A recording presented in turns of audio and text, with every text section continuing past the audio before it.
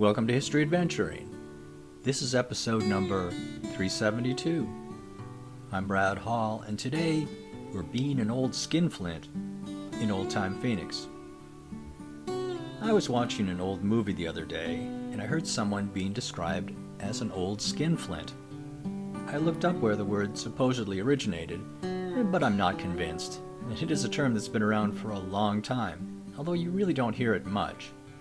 It means an old person who is very cheap, very miserly, and who refuses to spend money.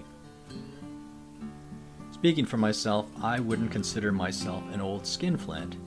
Not that I don't have the gray hair for it, but mostly because a true skinflint has plenty of money and is just too cheap to part with it. When he does have to spend money, it's a painful thing. The old skinflints that I've known in my life tend to use graphic terms when they have to spend money, some of which has made me wonder if it really hurts them that much. Seems a shame. Spending money can be wonderful, especially if you're buying ice cream.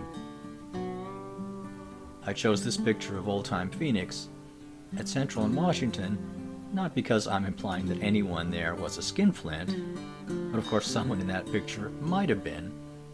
Skinflints tend to need a closer scrutiny, and there's a difference between someone who's poor or thrifty versus someone who is an old skinflint. Usually you have to know them up close and personal. Age, of course, is important when identifying an old skinflint, and they have to reveal that they have the wealth, but just aren't willing to part with it. I find that old skinflints can be lavish in what they buy for themselves, but will often never be able to get much enjoyment from the things that they buy.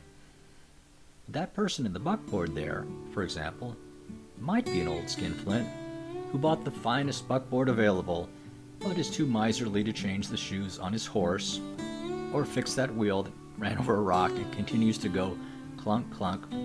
Of course, I'm just making this up. This is just an old postcard. I grew up in Minneapolis, raised by parents who had seen the Depression and learned the value of taking care of things and not being wasteful.